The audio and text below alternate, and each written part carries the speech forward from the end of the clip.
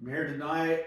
I've completely pulled the cab apart again. I pulled the seat out, pulled the steering column out. I'm tipping this thing up so I can get those sills that go to the steps in.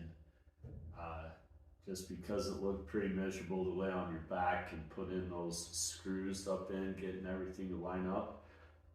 There's 9 screws in each one of them. So we're gonna tip this up, put those in. Then while it's down, I'm going to have tape spray paint up under the dash so everything's gray on the inside. I liked how somebody did that on Mark's garage. It looked pretty awesome. So that's what I'm working on with Tater.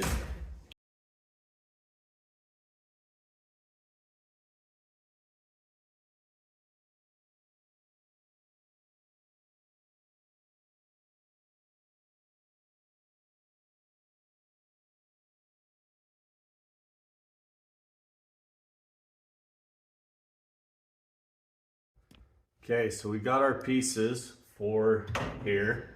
I took these, I sandblasted them. It looked really nice, I think. What do you think, Tate? Yep.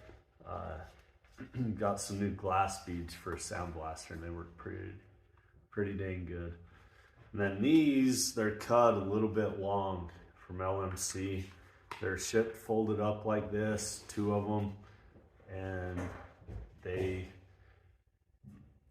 they're just a little bit long. So I've put that to the back. In the back, there's a piece where the corner gets screwed through and it holds to this brace.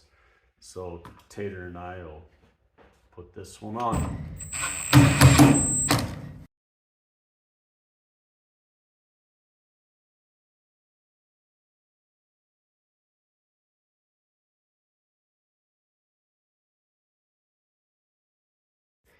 All right, we got them on.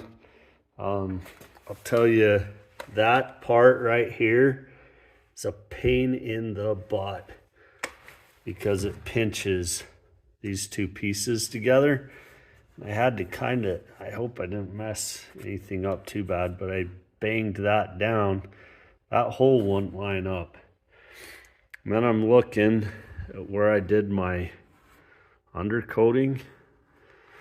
And yeah, I've only moved this on and off. I guess I've moved it on and off twice. Got some digs and gouges. That's where I tried my Fotina mess. Wish the whole truck was that smooth. That'd be nice. But it was the same with this one. It was way tight. And I'm thinking, I look at that edge following up. Oh yeah, it's good. Never mind. Comparing those, that's a little pinched, but so I got those in. I think it was a lot easier as far as pinching that together and getting that to line up. As you can tell, I lost my original screws. I was using a screwdriver because I think these were like a number 3 instead of a 2 Phillips head. So they were, focus, pretty big.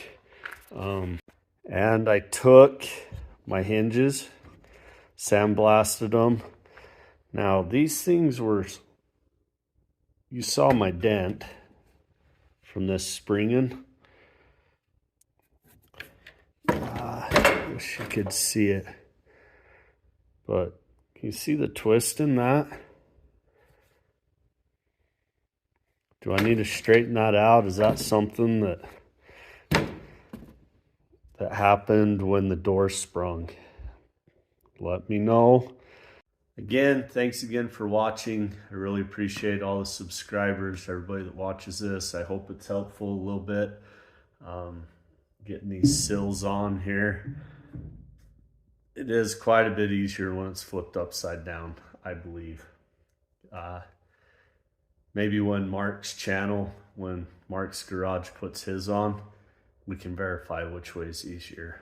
But this took me about 30 minutes to put these on. But thanks again for subscribing, and have a wonderful weekend.